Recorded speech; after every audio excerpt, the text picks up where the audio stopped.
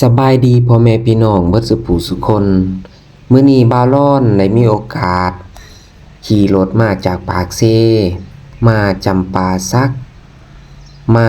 ขอพรจากพระองค์แสนที่เป็นวัดเก่าแก่ชื่อว่าวัดสุมังคารารามเป็นวัดเก่าแก่ตั้งแต่ปู่มีประวัติอันยาวนานมาตั้งแต่กี้แต่ก่อน ซึ่งสถานที่บ่อนนี้เนาะก็หลายคนก็อาจสิฮู้เนาะผู้ใดขี่รถกายไปกายมาก็อาจสิเห็นเนาะพี่น้องที่ว่ามีพระอยู่บนกกไม้ใหญ่ๆกกโพเนาะปีนหลังใส่หนทางเนาะเพราะว่าแต่กี้แต่ก่อนตามบ่าวร้อนได้ถามได้สอบถามชาวบ้านแถวนี้เขาเจ้าบอกว่าตั้งสร้างขึ้นตั้งหลายร้อยปีผ่านมาแล้วตั้งแต่สมัยยาคูขี่หอมเนาะพี่น้องเนาะที่อพยพยุบย้ายดองตามน้ำคลองลงมาตั้งถิ่นฐานหรือว่าตั้งรกฐานบ้านซองแต่ละจุดแต่ละบอนเนาะพี่น้องเนาะเพิ่นก็สร้างวัดสร้างพระแต่ละบอนแต่ละทีซึ่งมีประวัติอันยาวนานมาแล้วพี่น้องเอ้ยหลายร้อยปีเนาะพี่น้องเนาะมื้อนี้เลยมีโอกาสมาขอพรได้พาสาวไก่มาขอพรเนาะขี่รถจากปากเซ่มาเนาะบรรยากาศค่อยค่ำยามแลงก็คือถือว่าดีเนาะอากาศดีหลายก็ถือว่าเฮาก็มาขอพรเนาะกราบพระองค์แสนหรือว่าเว้าในสิ่งดีๆแหละพี่น้องเว้าในสิ่งดีๆเนี่ยเนาะเฮาโดยเฉพาะอันพวกที่ว่าเขาเจ้ามักมาเนาะพวกนักค้าเช้าอ่าพ่อค้าเช้าขายผู้ประกอบการนักธุรกิจเนาะเพิ่นมาขอพรขอโชคขอลาภขอไสเนาะพี่น้องเนาะเป็นความเชื่อส่วนบุคคลเด้อพี่น้องเด้อแต่จริงอันศาสนาพุทธเนาะก็แม่นว่าสั่งสอนในทางปัญญาได้พี่น้องศึกษาธรรมะเพื่อความพ้นทุกข์แหละพี่น้องแต่ว่าปัจจุบันนี้ก็ยังครอบคู่กับการขอสิ่งขอลาภขอพรแต่ว่าก็ยังดีอยู่เฮาบ่ได้ไปกราบต้นไม้ใบหญ้าบ่ได้ไปบูชาผีสางนางร้ายอีสังเนาะพี่น้องเนาะเฮากราบพระกราบเจ้าก็ยังดีอยู่มันบ่ได้เป็นสิ่งที่งมงวยเนาะพี่น้องเนาะเฮาก็มาก็ไหว้พระอรหังสัมมาสัมพุทโธภควาก็ว่ากันไปเนาะพี่น้องเนาะแล้วก็ขอโชคขอลาภขอโชคขอลาภในที่นี้ก็คือปรารถนาในสิ่งที่ดีนะมันบ่ได้ว่าขอเลขขอเบอร์นั่นนี่หรอกพี่น้องก็บอกว่าให้อยู่ดีมีแรงสุขภาพแข็งแรงสิได้ตลอดปลอดภัยจังซี่แหละพี่น้องไปเหนือเมื่อใต้ก็ตลอดปลอดภัยบ่ให้พบอันนั้นบ่ให้พลาดอันหายหั่นแหละพี่น้องเอ้ยทำมาค้าขึ้นเฮ็ดหยังก็ปักกุมซุมเย็นน่ะพี่น้องแล้วก็แผ่เมตตาไปหาสรรพสัตว์ทั้งหลายหั่นน่ะที่เป็นเพื่อนทุกข์เกิดแก่เจ็บตายแล้วเฮาก็ปล่อยปลาปล่อยนกปล่อยหนูไปหั่นน่ะพี่น้องอันนี้คือจุดประสงค์ของบ่าวทองรอดเนาะที่ได้มาเนาะอยากให้เข้าใจเนาะสิว่ามักงุ่มมวยแท้มาขอพรขอลาขอเลขขอเบอร์ก็บ่แม่นได้เนาะพี่น้องเนาะ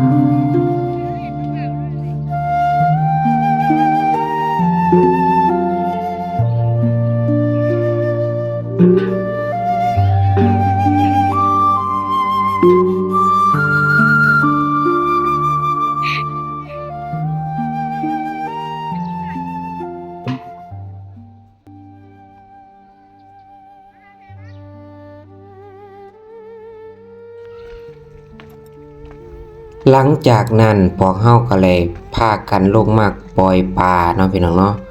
ปล่อยปลาลงแม่น้ำคลองเด้อพี่น้องเด้อบ่แน่ใจว่าวังบ่อนนี้เพิ่นก็น่าจะเฮ็ดเป็นวังสงวนบ่เนาะเจ้าเนาะเพราะว่าเป็นบ่อนปล่อยปลาแน่เนาะชื่อวัดเนาะเอาไปจะได้กะบ่ฮู้นำได้เนาะพี่น้องเฮามีหน้าที่ปล่อยเนาะเฮาก็ปล่อยเพิ่นลงไปเนาะพี่น้องเนาะส่วนว่าเพิ่นสิรอดบ่หรือบ่รอดก็สุดแต่กรรมแต่เวรเพิ่นแน่เนาะ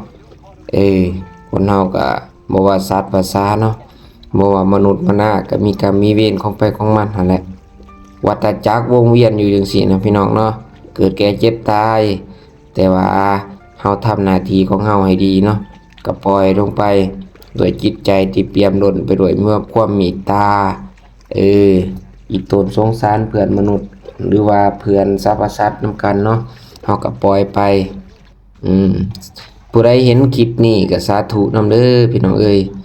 สาธุนำกันให้ได้บุญนำกันเนาะพี่น้องเบิ่งเด้อเฮาสิไปถามอีเมผู้เพิ่นนั่งขายเครื่องอยู่นี่เด้อว่ามันมีประวัติความเป็นมาแบบใดเนาะเพราะว่าเห็นพระหลายๆเพิ่นเฮ็ดไว้บ่แม่นเฉพาะแต่บ่อนนี้เนาะ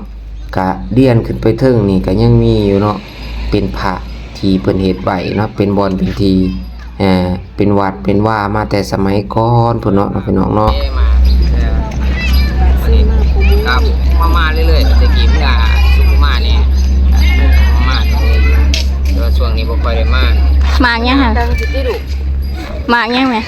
มายังเพิ่นว่า โอ้มักทุกคนดี มาทุกคน แม่มาขายกะลามให้กินนะมาเสีย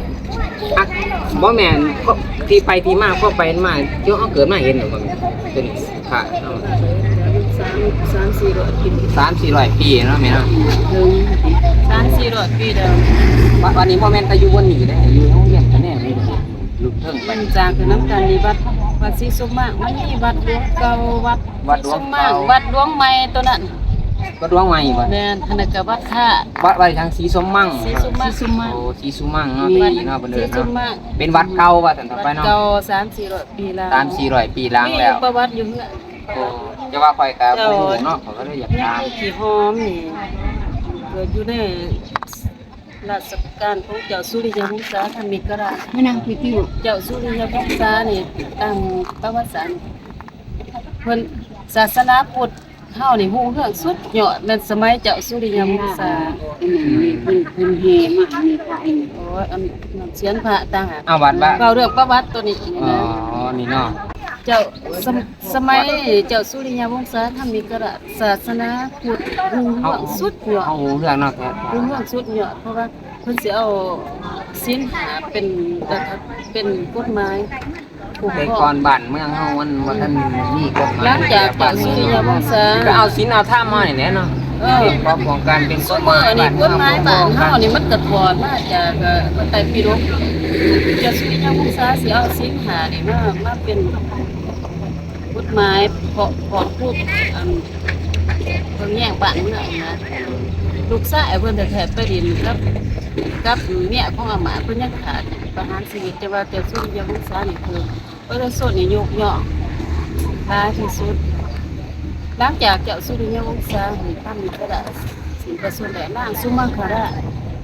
บ้างคนก็ว่าเป็นเมียบางคนก็ว่าเป็นลูกสาวบัดนี้เสนาอามาตย์นี่มันก็ยากบัลลังก์กันหลังจากเพิ่นสิประสุนแล้วบัดนี้สิเอานางสุมังคราชนี่ไปเป็นเมียเพิ่นเป็นเสือเจ้าเนาะสิเอาไปเป็นเมียบัดนี้นางสุมังคราชนี่ยังผู้ขี้หอมนี่มีเจ้าสุริยวงศานี่นับถือที่สุดยังผู้ขี้หอมเฮานี่เลยอยู่ในบ้านนะคะยังผู้ขี้หอมเฮานี่ก็ถ้าประชาชนรอน้ำลงมาทางภาคใต้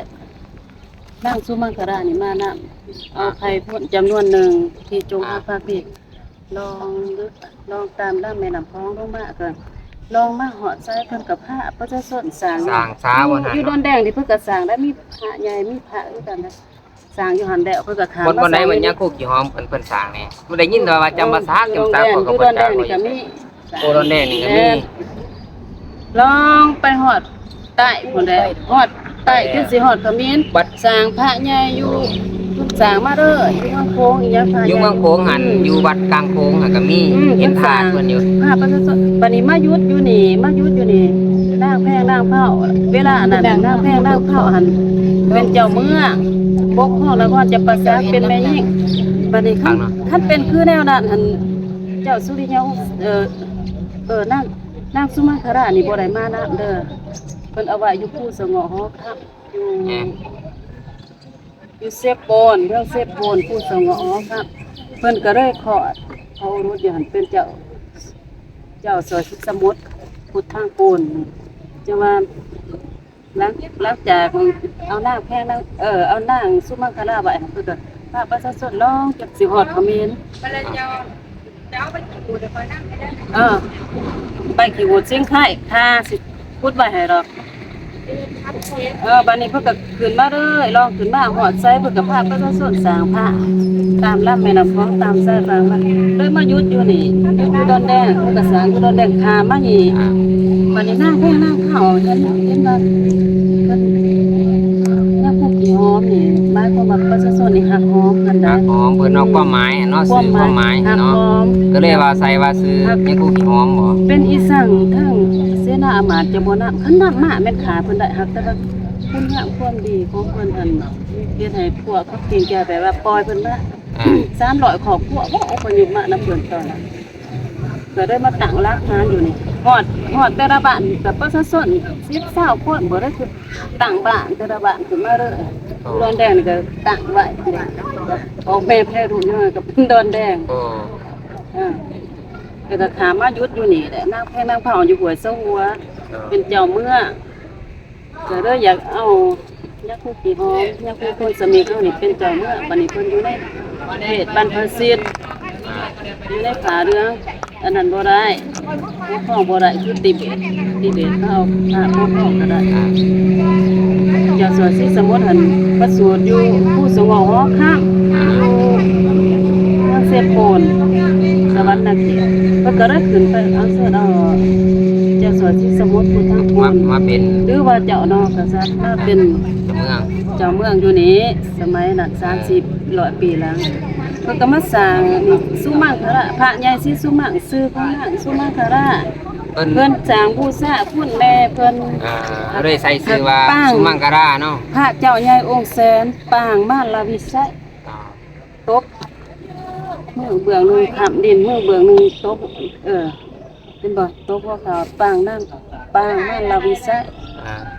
แต่ว่าเป็นพระใหญ่พระเจ้าใหญ่องค์แสนเป็นหยังจังใส่ชื่อสุมังคราบูชาสร้างเพื่อบูชาคุณแม่ สร้างคุณแม่เป็นที่ระลึกเนาะ แม่เพิ่นน่ะซื้อนางสุมังคราบัดนี้ก็ไปสร้างอยู่พระใหญ่นี่เด้อพระใหญ่นี่วัดอันนี้วัดวัดหลวงใหม่วัดหลวงเก่าวัดศรีสมังวัดหลวงใหม่วัดพระเจ้าสัวศรีสมุทรก็เสียอยู่นี่ศีลพระส้นอยู่นี่ย่าคู่ขี่ฮ้อก็ศีลพระส้นอยู่นี่นี่แหละ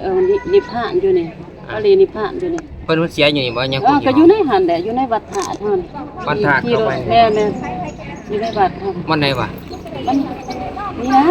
ขี่รถไปว่าประมาณลักหนึง มันจะมีทางไปว่ามีวัดเนาะ ทางเขาไปวัดธาตุคุณค่ะคุณมีนาเพ็ญญาเดือน12แม่นบ่ เขาอยากทุกปีบ่ แม่นบูชาธาตุยาคุสิหอมบุญเพ็ญธาตุเดือน12เพ่งกับเดือน6เพ่งเขาสิละนึกพุทธยาคุสิหอม โอ้ลองคือเอามาถึงเวียงจันทน์บ่ นี้จากพวกอันนั้นแหละเอานางสุมาคราอันนี้คันบ่นี้เจ้านอกกษัตริย์นี่เขาก็สิขาเจ้าสอยศรีสมุทรเพราะว่าเจ้าคุณมุนนามันหยาดอำนาจกันก็สิบ่ยากแล้วก็สิขาถึงแล้วเพิ่นก็เลยเอาประชาชน300ครอบครัวบ่แม่นเขาสมัครมานำเพิ่นนะ ติดต่อยหอยตามซะเนาะบ่ทำคำสู้มาน้ำเพิ่นว่าไป เพิ่นจะว่าถือปุ๊บว่าเพิ่นจังได๋จังแหกปุ๊บได้นะเพิ่นมีฤทธิ์มีหยังบ่ ว่าเรื่องราวตะกี้เนาะเขาก็บ่ได้ติดบ่ค่อย เอา ได้ มัน ยิ มี น ประวัติศาสตร์ แต่ว่าข่อยอยู่ข้างโค้งหันตะกี้เมื่อโค้งหันข่อย ไปหอดแต่ละงานประชาชนก็สร้างปูเพื่อนเป็นบ้านแต่ละบ้านคนตามเลาะแม่น้ำเขาเนี่ยสร้างบ้านเจ้าผู้ขี้หอมได้เนี่ยไป ประชาชน300กว่าครอบครัวย้ายไปพุ่นแล้วจนฮอดชายแดนเขมรพุ่นขึ้นมาคือจะว่าเพิ่นมาเสียอยู่นี่จะว่าเพิ่นเที่ยงค่ะเดือน11กับเดือน12เที่ยงค่ะนี่แม่นบูชาถาดคุณของยาคุกิฮอ แม่นเพิ่นเสียอยู่นี่เลยเนาะโอ้ว่าซั่น เจ้าซอยสิสมุทรก็อยู่ในหันนี่ค่ะเพิ่นอยู่เขียนใส่เจ้าซอยสิสมุทร เพิ่นก็สิสร้างตอนนั้นเนาะ อืม จะว่าเฮ็ด 400 เฮ็ดวัดไว้ว่ามีพระแต่และบ่อนมีอยู่มื้อนี้แล้วก็โรงเรียนนี่แต่ว่า โรงเรียนวัดดวงไม้โรงเรียนท่านผู้ใดสิเข้ามาจงฮักภักดีกับเจ้าซอยสิสมุทรนี่เจ้าคุณมุนได้สิมาฮักใส่ต้องได้กินน้ำสาบานแม่นวัดนั่นแหละ วัดพุ่นเนาะ กินวัดงานที่หาองค์ใหญ่น่ะต้องไปกินน้ำสาบานที่หานเป็นยุทธกินน้ำสาบานรับสิทรงจงฮักภักดีใส่บ้านเมืองทรยศโพทรยศจงฮักภักดีต่อนอเลือกษัตริย์แม่นวัดตัวนั้น จงรักภักดีต่อ บั เจ้า ด คุ นี้ ณ หลัง รุ่น จาก หน้า เพิ่น เนาะ เสียแล้วก็สร้างยศถาบุญบรรจุเพิ่นว่าอันนี้จากซอยที่สมุทรก็ ถือว่าวัดนี้เอิ้นว่าวัดสุมังคลาวะ วัดศรีสุมา วัดศรีสุมัง ชื่อนางสุมังคลาอันแหละ คลาวัดศรีสุมังค ตาม ลา ประวัติปุ่มประวัติศาสตร์อยู่เฮือนก็มีอยู่เดียวนี้ จังว่าข่อยก็บ่ฮู้ที่ไปที่มาจังว่าได้ยินข่าวที่ก็ได้ บางคนก็ว่าพูดเป็นมันเองมันบ่แม่นดอกเจ้าซอยสิสมุทรเพิ่นสร้าง ภาษาเนาะ 3-400 ปีหลังผลเฮาเกิดมาเฮาก็เห็นโดดแล้ว ตกสามชานี่คือสิหลายปีเลยเนาะ เฮามาอยู่30เกือบ40 ปีแล้ว บ่คันบ่มีเพิ่นบ่มีกองสามชานี่ก็ฮ้อนนี่ได้ได้อยู่ไหลบ่นั่นคือฮ้อนได้ทางวางมันว่ามันปีมันตีงาอ่อนน่ะมันให้โฮมดีตีเป็น กก33 ทีเดียวก็มาเอิ้นว่าโกกงามปู กามปู กามปู บางเทื่อก็คาดว่าบางเทื่อกี่ครั้งมันก็ เขาเอาขี้คางมาเลี้ยงใส่นี่ใส่กก33นี่ได้หลายเด้อท่านเอาขี้คางมาปล่อยใส่นี่มันมาก มันปูบ่เขาจังตัด มันหูอาจารย์เพิ่นก็ตัดให้คนขึ้นไปตัดอย่ามัน อย่ามันหาคนเก่งลงมาเนาะนั่งเอาไปมาน่ะหาโกลงมาเว้ย แล้วจังว่า ใส่ลูกใส่หลาน ซอยก็ เด้ นี่ออกไปน้ำเนาะ ที่ว่าโกหมักตาลหันดะว่าได้ขยะมันโดนมันสิไปอยู่ไกลได้เด้มันโดน แกเตอได้กบตาเฒ่าเองคือกัน พวกตาลมันก็เป็นตาลภูแต่ก่อนหันอยู่ซื้อกับกำแพงนั่นแหละ เขาของบ่จักหน้าจักหลังสิเป็นพ่นบรรพบุรุษแต่พ่นแต่เพิ่นสิเป็นอยู่ใต้กกตาลมันสิมีหยังบ่หรือว่าจังไดเฮาบ่จักเนาะเพิ่นเฮ็ดปลูกกกตาลภูนี่มีความหมายใดคนรุ่นน้ำดังนี่เพิ่นก็บ่เข้าใจเนาะเพิ่นก็ตัดเอากันตาลเอามักตาลนะแต่แท้มันต้นตาลภู ก็ปลูก ค ไว้ น เนาะ บรรพบุรุษบ่เข้าใจความหมายก็ได้เอาแต่ความต้องการของตัวเองเนาะ ปัดอีกนะ ปั้นเอาหมากเอางามันไปเฮ็ดกระเตียบจังมันสิมีหยังคันเอาไว้ก็คือสิมีความหมายหลายกว่ากัน คนก็มาหลายเนาะแต่ละพอมี อันใด โอ้วันจีนก็มาเนาะวันข้างก็หลายบ่ วันผ่านเขาก็มาเขามาบ้ามาหยังจะว่าประวัติมันจังซั่นบางคนก็ฮู้บางคนก็เว้าไปเลยคือเฮานี่คือประวัติ การเฮาเคยแล้ว เฮาได้เฮียน หันหยังให้ เราได้เฮียนได้คือประวัติศาสตร์อยู่เฮือนก็มีประวัติเกี่ยวกับฮีโร่เฉพาะกับยาคุกิหอมสุดมา จะว่าข่อยมาแต่ละเทื่อก็มาหวยมาหยัง เขา อยู่ บางคนก็ฮู้ เพราะว่าบ่ บางค จัก นก็บ่ ล ฮู้ องถาม บางคนบ่ฮู้ก็บอกเราเกินความจริงบางคนก็ได้ความจริงมันทำมันแนวนั้น จักมื้อละกันไปติเอ้าเมื่อบ่จะได้กลับก่อนปากเซ่เพิ่นมื้อหน้ามาให ไว้ ม่ เติมได้บ่ขี่รถ มีแหงคือกันปีใหม่ปีนี้ ขอบใจอีเมลเพิ่นที่ได้เว้าประวัติความเป็นมาแบบคร่าวๆให้ฟังเนาะพี่น้องเนาะคันเพิ่นบ่เว้าเฮาก็บ่ฮู้เนาะอาจสิจริงหรือเท็จซำใดก็โปรดใส่วิจารณญาณในการรับชมรับฟังเนาะพี่น้องเนาะเพิ่นก็เว้าประมาณนั้นเนาะเฮาก็ไปถามเพิ่นส่วนไผฮู้จักประวัติแหน่ก็ลองคอมเมนต์มาเด้อพี่น้องเด้อระหว่างทางกลับเนาะพี่น้องเนาะเฮาก็มาแวะซื้อบักยางบักพางเนาะพี่น้องเนาะบักคูซึ่งเพิ่นขาย2ฝาก ทางเนาะบอนหัวขวาบอนทางไปจำปาสักนี่แหละพี่น้องเอ้ยเพิ่นขายข้าวจี้ข้าวโพดขายบักยางปลาบักใหม่หายากเนาะบักใหม่ธรรมชาติหากินยากเด้อพี่น้องเด้อบักใหม่ตัวนี้เนาะเอิ้นว่าบักยางปลาเนาะมันสิมี2ชนิดบักยางเขาและบักยางสร้างแล้วก็มีบักพางบักพุดบักใหม่ตามฤดูกาลนะพี่น้องเพิ่นบ่มีแนวนี้เพิ่นก็เอาแนวอื่นมาขายเนาะพี่น้องเนาะไผไปกายไปกายมาก็อาจสิเห็นเนาะพี่น้องเนาะเมืองจำปาสักยางปลาแข่งจำปาสักลาวไต่เด้อพี่น้องเด้อกินง่ายๆได้ขึ้นเอาชาวไกลเพิ่นก็ซื้อบักยางเนาะบักยางปลาเพิ่นอยากลองซีมเบิ่งเนาะพี่น้องเนาะมื้อนี้เฮามาเลยมอเตอร์ไซค์เด้อพี่น้องเด้อมอเตอร์ไซค์คู่ใจพี่น้องบรรยากาศยามแดงดีเด้อพี่น้องค่อยค่ำยามแดงอากาศเริ่มเย็นลงก็ถือว่าขี่รถก็บ่ร้อนแฮงเนาะพี่น้องเนาะหากินยากพี่น้องหากินยากบักยางปลา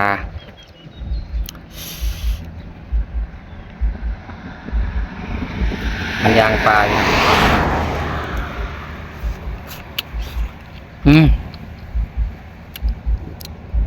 สมๆหวานๆก็รีบแล้ว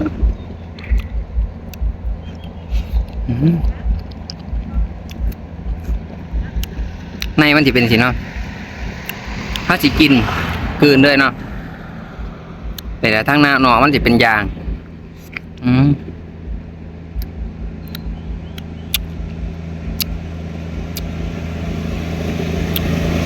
แซ่บ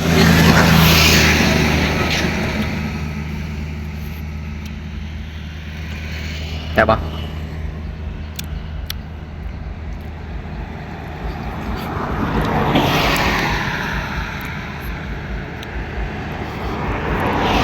มันเป็นยางพิษโซฟพี่น้อง